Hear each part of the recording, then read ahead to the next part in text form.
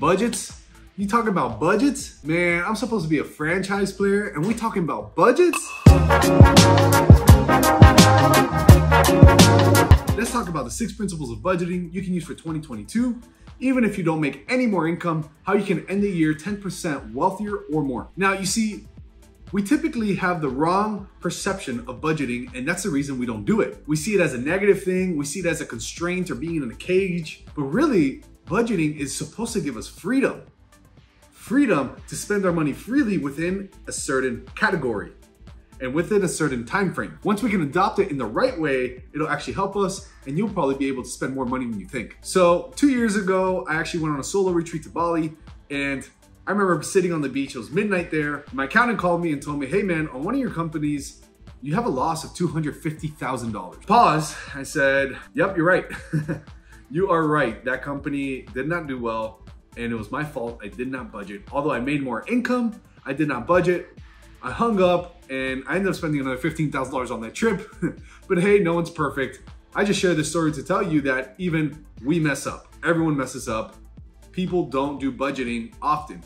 But now there's a couple different principles you can apply to your life to help you make you more money, help you make you wealthier and more income next year. Now, without further ado, let's get into the 6 principles. Number 1, know your bank balance and your credit card debt daily. Typically, most of you have credit card debt. If you don't, that's great. But if you're using a credit card, which you should, I have another video there about credit, you should because it can help you get loans later for houses or other good investments. But it's important that either you take a quick minute every day to log in on your phone or log in on your computer just to see the balance. You don't have to go in and see details, just see the number. Or if you have an assistant or someone that works with you, just have them send you that balance every day, which is what I do with my assistant Lydia. What you put focus and energy on grows. So if you put a lot of focus and money on your daily accounts, it typically will grow unless you spend it. Know your deposits on a weekly basis. So we know what our income is if you're getting a salary or an hourly pay, or maybe you're an entrepreneur, you think you know what your income is, but what really counts is how much you deposit. So every week, on a Monday or on a Friday, you should take 10 minutes, look at your account, look at how much money was deposited every single week. This will allow you to know the truth, the reality of what's going into your account. The same as we know our deposits, principle number 3 is know your exact living expenses. What's it cost you to pay rent? What's it cost you for food to survive? Your phone bill, your car bill, your insurance, your health insurance, your car insurance, and really just the things to live and nothing more. What is that base level living number? Once you're done with those things, principle number 4 is create your auto savings rate. So whatever you earn of income, it is, in my opinion, that you should be saving 20% of that into an investment account. And I've said this before, there's apps that you could use. You could just Google auto invest apps. I would just recommend index funds. I mean, I'm not a financial planner, so this is not complete financial advice. This is what has helped me become a millionaire by the time I was 28 years old, using real estate and saving methods. However, if you really want an investing advice, consult one. I would see an app that works for you or a bank that works for you or whatever and set up an auto savings or auto invest account ASAP. It should be about from 10 to 20% of your income. Principle number 5, in 2022, buy online courses, watch podcasts, learn skills to create more income for yourself.